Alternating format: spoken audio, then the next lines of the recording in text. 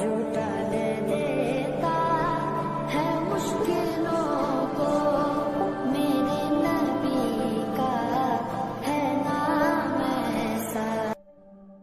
ورحمۃ اللہ وبرکاتہ۔ وعلیکم السلام ورحمۃ اللہ وبرکاتہ۔ نحمدہ ونصلی علی رسولہ الکریم، اما بعد، اعوذ باللہ من الشیطان الرجیم، بسم اللہ الرحمن الرحیم۔ ان الصلاۃ تنہی عن الفحشاء والمنکر، ترجمہ، بے شک نماز بے حیا اور بری باتوں سے روکتی ہے۔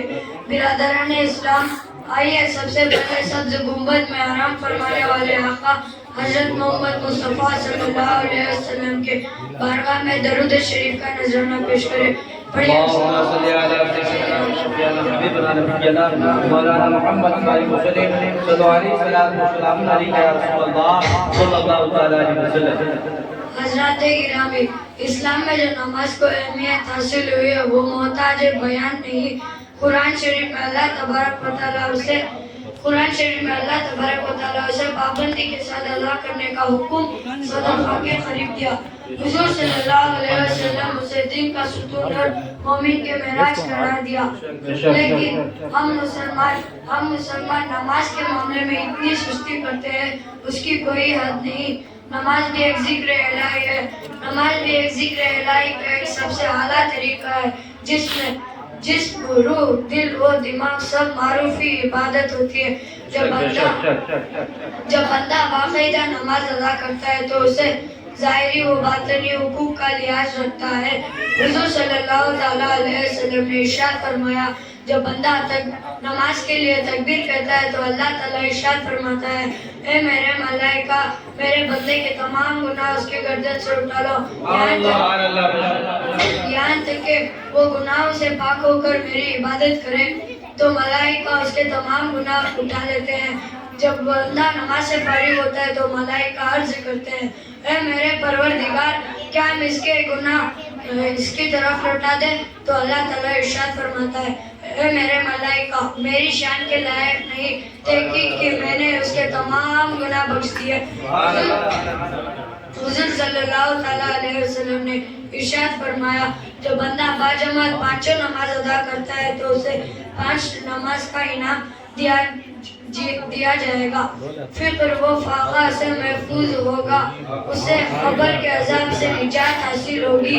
قیامت کے دن اسے نامۂ اعمال دائیں ہاتھ میں دیے جائیں گے، اسے بغیر حساب اور بغیر عذاب جنت میں داخل فرمائیں گے۔ ویسے تو اللہ کی طرف جانے والوں اور اس کے ذکر کرنے والوں کے لیے بے شمار انعامات سے نوازا جائے گا۔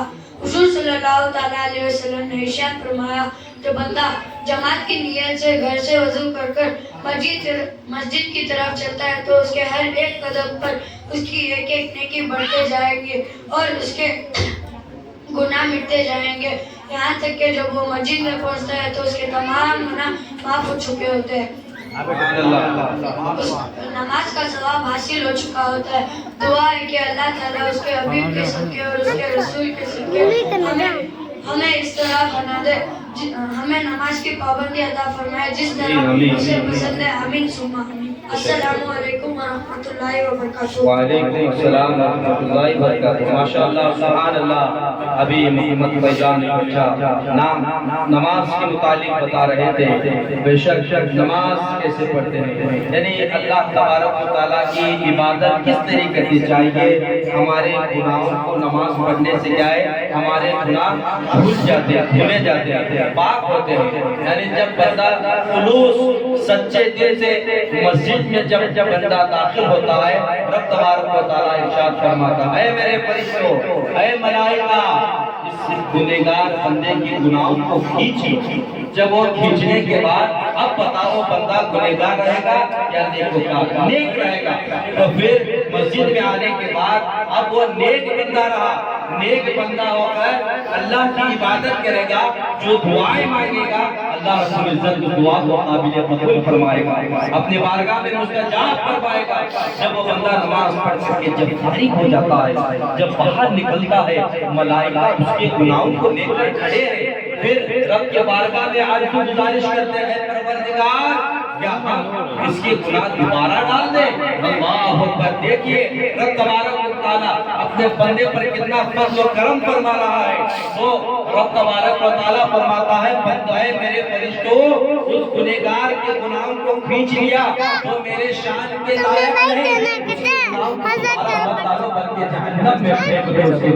اب وہ نیک انسان بن گیا. اسی لیے خلوص کے ساتھ نماز پڑھنی چاہیے، عبادت کرنی چاہیے. ہم جب عبادت کریں گے یہ عبادت قبر میں بھی کام آتی ہے، آخرت میں بھی کام آتی ہے. سبحان اللہ، ماشاءاللہ. اب آئیے اب نعت نبی صلی اللہ علیہ وسلم کو بلانے کے لیے حاضرہ وہ آئے. نعت نبی